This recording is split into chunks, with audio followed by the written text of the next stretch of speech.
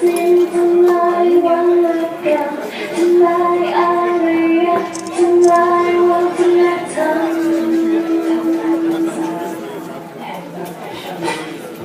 หรือนี่คือตัวยุคที่ทุกผู้คนเล่นไปลุ่มลงในนวัตกรรมดูตาดูจิตบอกนิดนิดดัง